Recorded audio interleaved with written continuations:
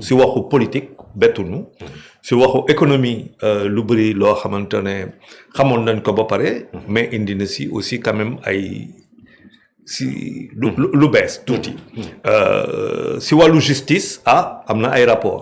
rapport benn bi nee na que IGE rapport boobu dañ ko rot ci woon moom fexe na ba gis ko te rapport googu bu ñuy xool bu baax ça remonte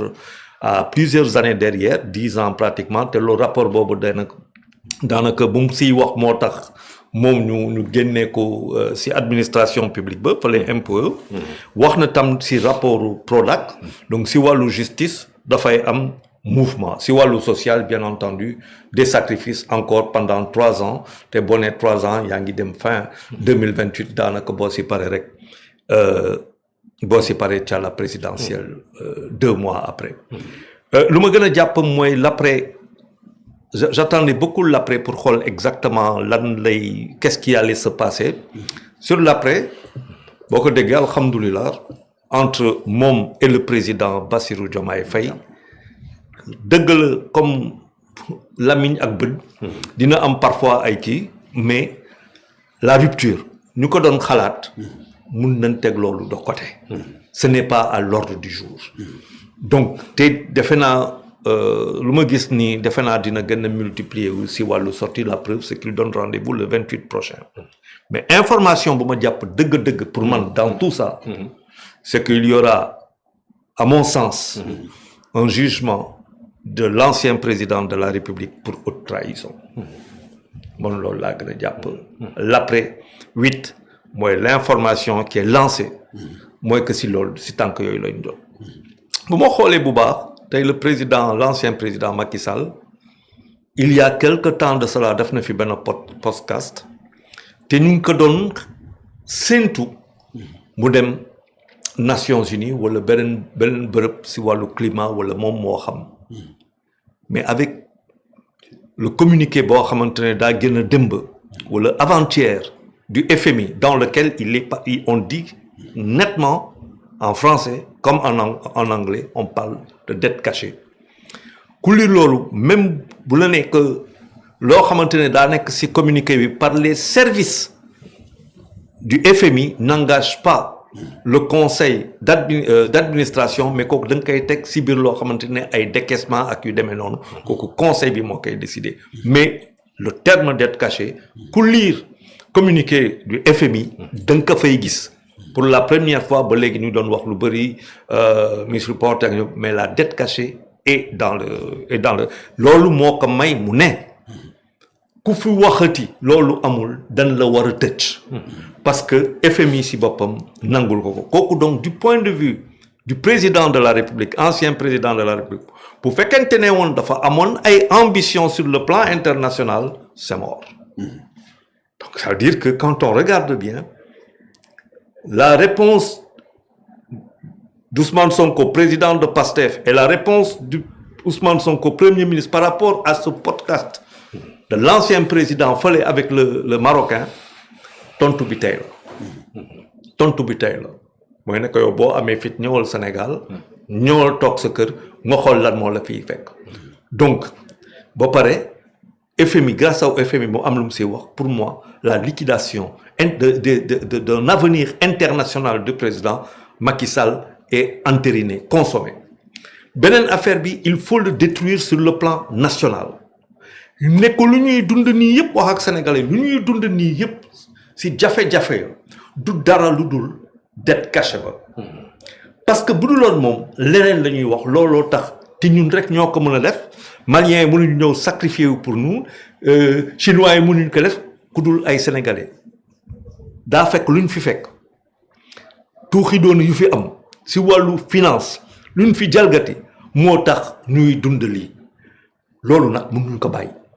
mënuloon teg di fay impôt di participer ba pare ñuy bàyyi lii te loolu c'est donc dans la déconstruction et de la destruction d'un Macky Sall national di xalaat xëy na à un avenir politique boo ko xoolee bu baax mooy que destruction boobu mu entamé nii mooy que Macky dafa changer l'ancien président discours entre celui qui pensait à l'international et qui te bërki démb wala démb commencé di wax ci politique nationale ba nit ñi di yëngu et tout donc sachant que fële ci kaw xëy na yëpp a yàqu na fii moo des mu wax ci loolu indi troisième affaire bu am solo mooy que xaalis bu ñu pasar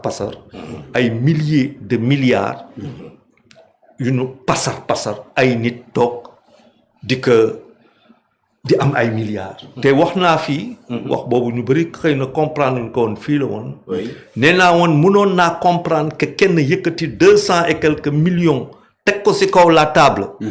en termes de caution parce que liggéey bu muy def. nga xamante ni du état moo ko jox du dara lu dul ay par rapport à ses prestations génnee xaalis boobu pour man c'était normal fu mu toll si lu muy liggéey. xaalis boobu mobilisation xaalis boobu pour man. Il y avait aucun souci parce que nag am naa chance liggéey ci biir cadre boobu xool lu bëri loo xamante ne xaalis dina fa daw. par contre boo déggee ñoo xamante ne parce que dañ jaar dans la fonction publique parce que dañ jege woon ancien président de la République ñu war a teg ci kaw la table yenn caution yi man j'avoue que damay toog di ne bon damay gént wala parce que man bii liggéey en tant que privé di sonn di daw di ñaxtu c'est-à-dire probabilité boobu awma ko te ñu bëri ci ñun ñoo xamante ne ñu ngi liggéey ci dans le privé xalaatuñu sax gént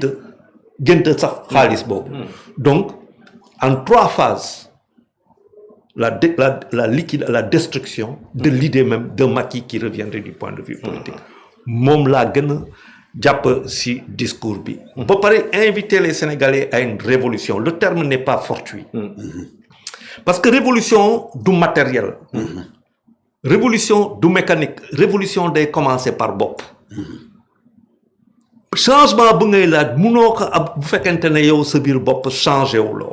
donc cette révolution elle consiste maanaam nga njëkk bañ di nangu xaalis bu lay politicien di jox parce que xaalis bu mu lay jox boobu mooy xaalis bu waroon dem ci hôpitaux yi xaalis bu waroon dem ci ndox bi xaalis bu waroon dem ci école yi ci investissement politicien bi boobu lay jël am loo xamante ne as tout la ciy dugal lu ci des mu jox la ko faut que yow nga rompre ak loolu révolution boobu moo tax mu ne bu fekkente ne ci wàllu justice defuñu lu ci war mooy maanaam dem uti ji ñii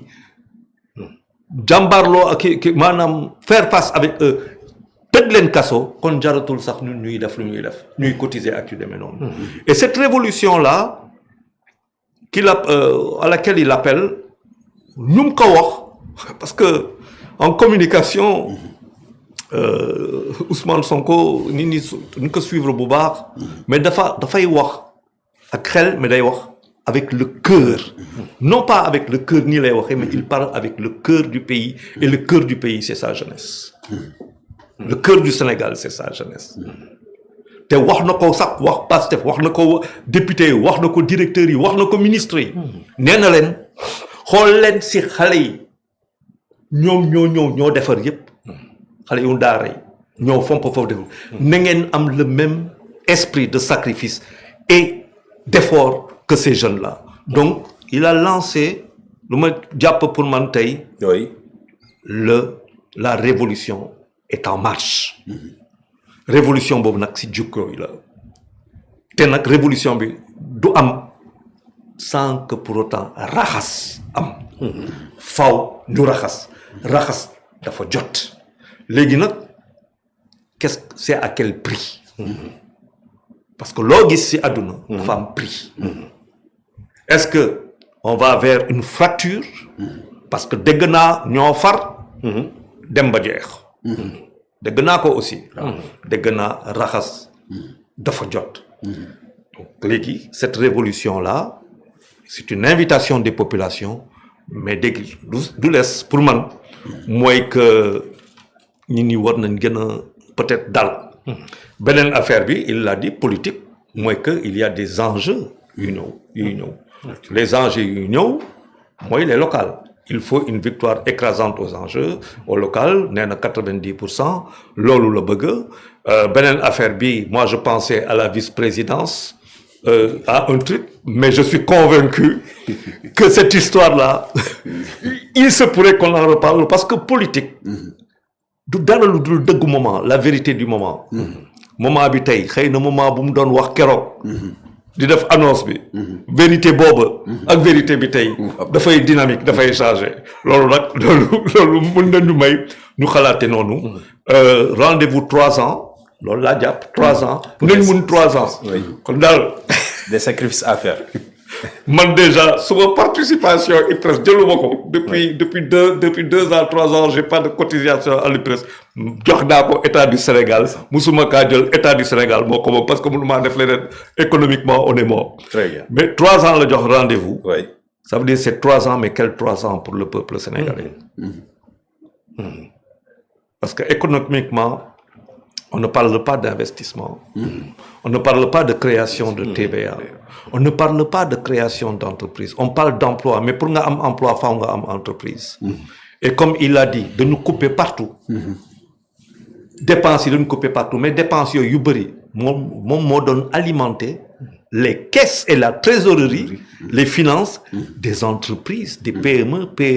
PMI ak yeneen entreprise. Bu fekkente ñoom amatuñu dara, léena léegi nag day dem xëy na ci commande publique. Mais je viens de voir que le ministère de l'enseignement supérieur a vu son budget couper un peu et pourtant président mu ngi doon wax science.